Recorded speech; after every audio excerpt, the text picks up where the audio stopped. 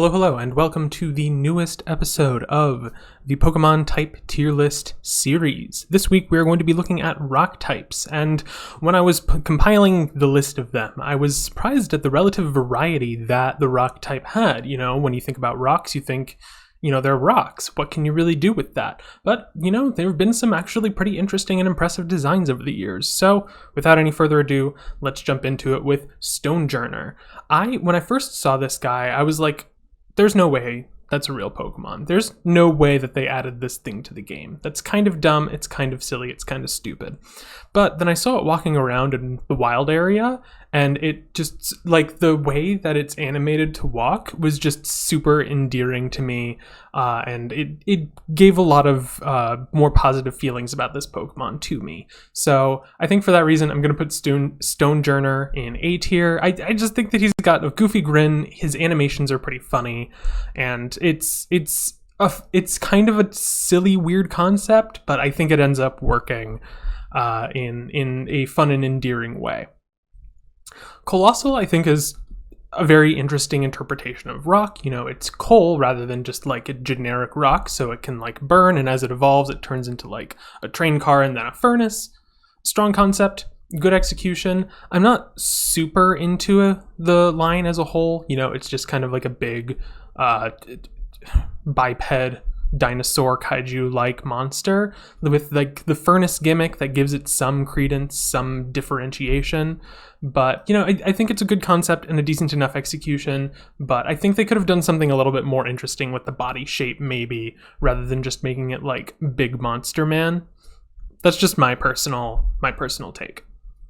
Stakataka is one of the Ultra Sun, Ultra Moon, Ultra Beasts that was introduced for the second round of Alola games, and it's better than a lot of the Ultra Beasts. I will grant it that it's better than a lot of the Ultra Beasts. It's just, I look at it and I don't think creature, I look at it and I think building, which I know is the point. I know that I've gotten flack for my Ultra Beast opinions in the past, but like it doesn't look like an animal to me, and that's the thing that I can't get over. The best Ultra Beasts still look like a creature, Stakataka is like, it's a funny name, it's an interesting enough concept, and I do think it's funny how big it is whenever it's like scaled to its appropriate size, but I'm not huge into it, honestly. I put it a C tier. Nihilego, I feel much stronger about. It's the first Ultra Beast that we get introduced to in the story mode of Sun and Moon, and it's got that sort of like alien, unnerving appearance to it. Like, you can tell that it's an animal, but it's just not something that we've been accustomed to expect in our world. The fusion thing that it does with Lusamine in, I think, Ultra Sun and Ultra Moon is when it does that, is kind of an interesting gimmick. I wish that they had done something else with it. It feels weird that it just like buffed the rest of her Pokemon instead of like actually like taking over her body and you battling like a human possessed by a Pokemon. I think that would have been a more fun concept. But yeah, Nihilego, I feel like, kind of fits like the good qualities of Ultra Beasts to me. Like, it looks alien and unnatural, and like it doesn't quite belong in the Pokemon world, but it still looks believable, it still looks credible as a creature, and I think it ultimately just ends up working a lot better than a lot of the Ultra Beasts. Minior is just a fun concept. I like the shell that you crack it, and then it reveals all of the different flavors that it can be, and how I think there's only 5 different colors, plus shiny, obviously. And it's just like a fun thing to do, to like collect all the different flavors and find the way that they differentiate from each other. It's fun. I find Minior pretty good. I think it's a fun concept. Still kind of a basic design. It's basically just like a rock and then it's like a blob, but it's fun. I'm gonna give it credit for being fun and having like a gimmick to it instead of just being a rock. Lycanroc, Day form and Dusk form, the other two that are not featured in this image, I think are fine. I think they're like wolves, they're just B tier. But Midnight form just gives it so much more personality, and I know that I've gone about like edgy designs in the past, but I feel like this is just like a feral animal. It's not like designed to look edgy or like appeal to that sort of demographic. I mean, obviously it is. It definitely fits a lot of hallmarks of like Sonic OCs, but I think that especially as a contrast to the other potential forms of Lycan Rock, I think that it's pretty solid. I think that Midnight form is pretty good. It has that sort of like feral bestial element to it that I think is kind of lacking from Lycan Rock. The other forms of Lycan Rock. And Rockruff is cute. It's a little dog. Diancie and... Well, I actually like Carbink a lot more than I like Diancie, but I'll get to that when I get to that. Diancie suffers from the late-gen mythical Pokemon problem, where, it's... you're relying on like events and movies and anime tie-ins to like give you the lore and the personality behind it, but ultimately you just download it through Mystery Gift and boom, you've got a new Pokemon. I will grant that Diancie gets a lot more love in-game in terms of like the things that, they give it. It's got a Mega Evolution. I think it's the only Gen 6 Pokemon to have a Mega Evolution. I think it's cute. I think it's a fun like fairy rock concept. But ultimately, I'm just not super into it. And a big part of that, I think, is because I wanted there to be a stronger connection between Carbink and Diancie.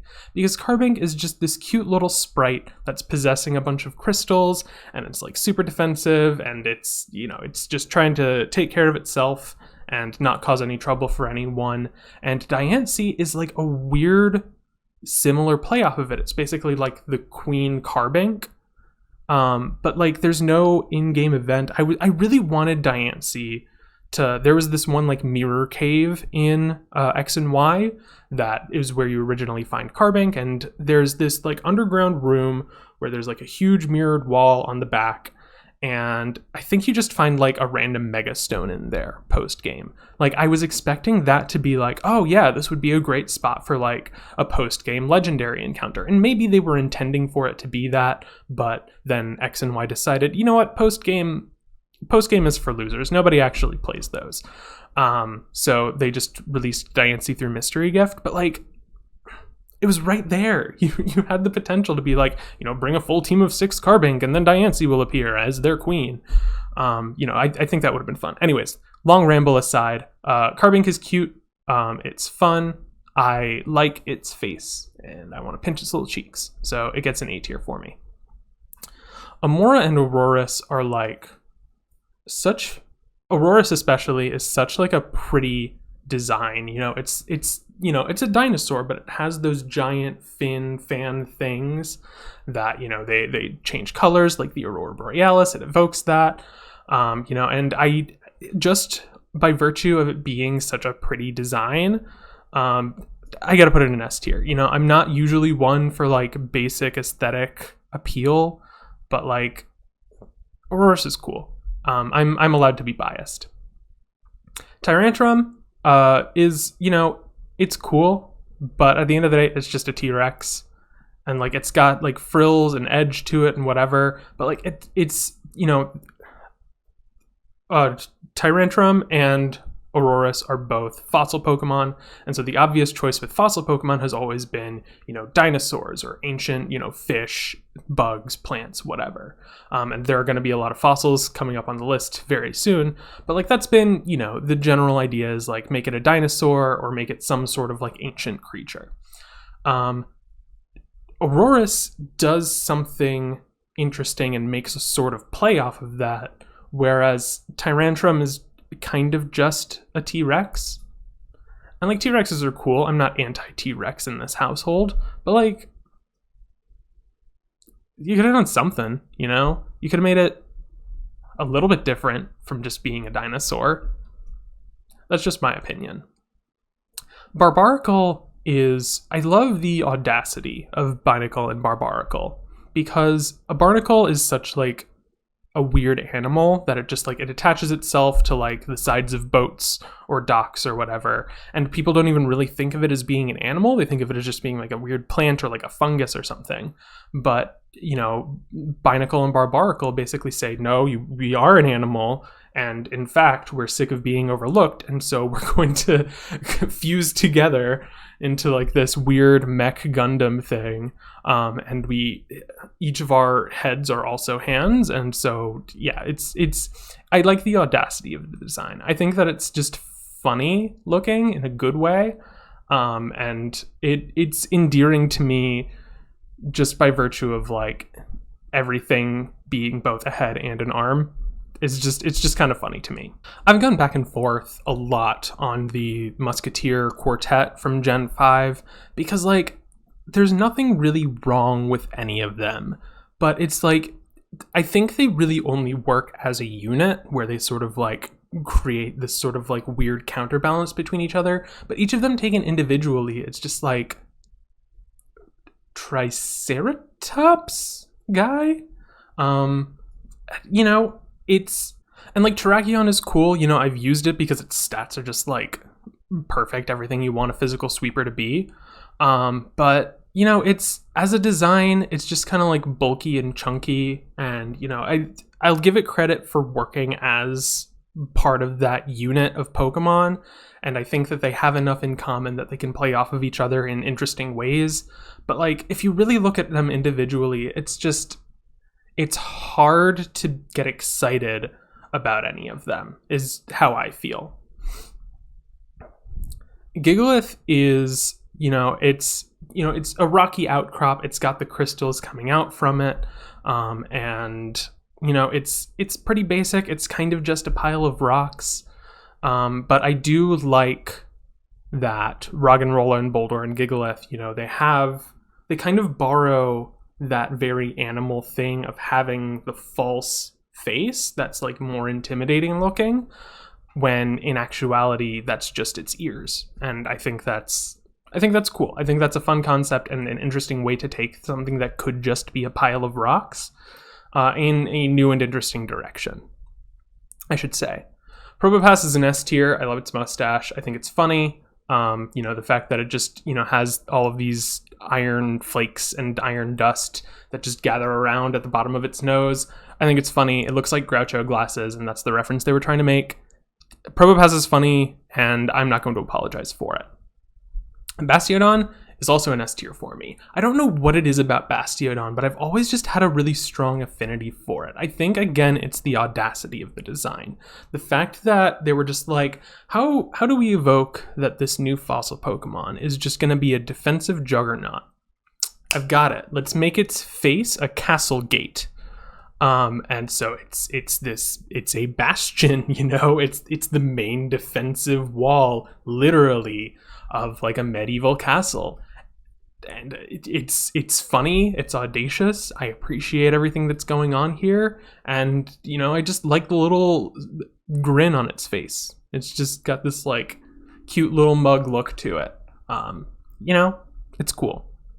Rampardos is kind of what I was referring to when I was saying, do something a little bit more interesting with the dinosaur. I know that Rampardos is like a Pachycephalosaurus. I'm not a big dinosaur expert, but there's Ulti in One Piece, for those of you who have watched or read Wano. It's that kind of dinosaur, and so it has that head bonk thing going on. And I know that that's a real animal, and that's a real thing that happened, and it's like kind of a literal interpretation of that. But I just think, the head bonkiness of it is funny, and I like it. I like the fact that it bonks its head on stuff, and that's its main mode of hunting, attacking, defending itself, whatever. Sue me. Regirock, I've heard a lot of people speak badly of Regirock because it is just a pile of rocks. But similar to Terrakion, when you take it in the context of the rest of the Regis, I think it paints a much stronger image, because it's the golem, it's the golem from like traditionally Jewish Israeli folklore, but like, it's the golem, it's this pile of rocks that was molded into a roughly human form and then animated so that it could, help shape the earth or whatever. And I've gone on record as being a big Reggie stan. I'll take Reggies for almost every type, as long as they keep giving them to us. And Regirock is no exception. I like it. Armaldo is super underrated. Anorith, obviously, I don't know the name of the particular prehistoric bug, but it looks like that one bug that has the pincers. And then Armaldo kind of evolves into this like armadillo, kangaroo, praying mantis type thing. It's just got this weird chimera design to it that I think combines into something greater than the sum of its parts. This is also one of those Pokemon that I've just always kind of had an affinity for. I've always liked the general vibe of it. And, you know, I think I'd put it in an A tier. An A tier for me. I think it's one of the better fossil Pokemon and a pretty good bug as well. We all know that I'm a big bug type fan. Cradily is kind of interesting, you know. It's, you know, I'm from North Carolina, and as I learned recently in my adult life, North Carolina is native habitat for like half of the carnivorous plants that exist in the world. And so Cradily is kind of like the hometown pride for me, you know, like I'm from the place that Cradily would historically be from in real life. So like, I don't know. I think that's kind of cool. I kind of like it for that reason. I'm not super into it. You know, the petals have, you know, certain similarities. And Lileep is fine, whatever. You know, like I get the concept that they're going for, and I think it does a good enough job. I look at it and I'm like, you know, they're fine. It's fine. I'm not against it, but it doesn't knock my socks off. Solrock and Lunatone, it's hard to say anything nice about them because, like, they're rocks that are shaped like the sun and the moon. Cool, I guess. Like, it's fine. There's, I guess, technically nothing wrong with them, but it's like, you could have just not.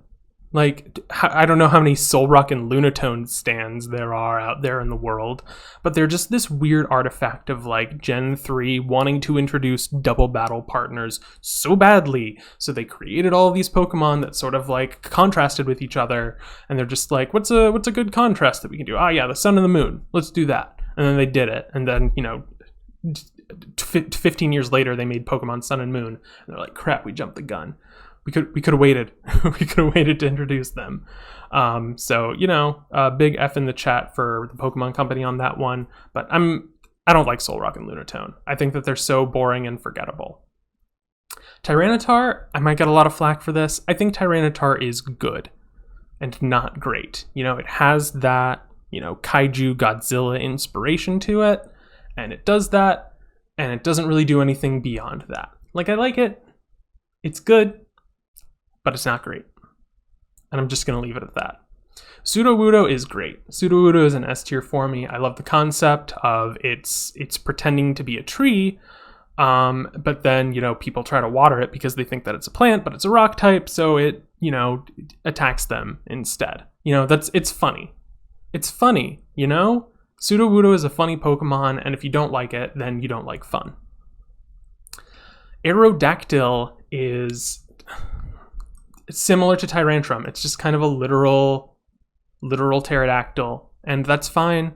I think pterodactyls, pterosaurs are cool, but, you know, nowadays I would expect something greater. Archeops is a great example of kind of a similar base design, but it, you know, adds enough personality and enough intrigue to it. Archeops is obviously featured in the bird tier list, so go back and watch that if you want to know how I feel about Archeops. So these next two are going to bring all of the awful meme potential into this channel. So I'm just going to go ahead and say that Omastar, sure, it's Lord Helix, whatever. It's just an Ammonite. Like, I know all the Twitchley's Pokemon memes. I know about all the whole, like, oh, the Dome Fossil is the devil and the Helix Fossil is God. Like, I get it. It was a fun meme back in the day, but Omastar is just an Ammonite. You know? It's just an animal. Kabutops at least does something interesting. You know, Kabuto is kind of a more literal interpretation of that kind of fossilized bug thing. But then Kabutops is like, give it legs and scythe arms. And scythe arms are always going to be cool. You know, Scyther had them. Kabutops has them. Scythe arms are cool, and you're never going to convince me otherwise. I know that I'm pretty sure that I put Steelix in B tier. for steel types, and I said that I was going to do Onyx separately because they're different primary types, and I don't know what it is about Steelix that just doesn't quite tick the boxes for me, but Onyx works a lot better. I think it's just a more fun concept of a snake that is assembled from discrete parts and creates this long boy that's just a series of boulders. I think it's not a super inspired design, but it feels like a stronger design to me than Steelix. And I think that in spite of its basic concept, it does manage to transcend it a pretty significant amount. So that's how I feel about that. And we are ending with the original rock type, the rock with arms itself, Golem. And, Geodude and Graveler are kind of literally just rocks with arms and a face. But they're fine. I've grown attached to them over the years because I am Pokemon boomer. It's when you think about rocks, they're rocks, and you're allowed to like rocks just for being rocks. Call me crazy, call me controversial, call me a rabble rouser, but rocks can just be rocks sometimes. I think that should be allowed. But thus concludes the rock type tier list. If you made it all the way to the end, I hope you enjoyed. Please leave a like and subscribe if you liked what you liked. If you liked what you watched and you would like to see more. Very close to coming to a close to this series and the release of Pokemon Scarlet and Violet, which I know that we're all looking forward to way more with every new bit of information that's trickling in. Thank you very much for watching, and I hope to see you in the next one.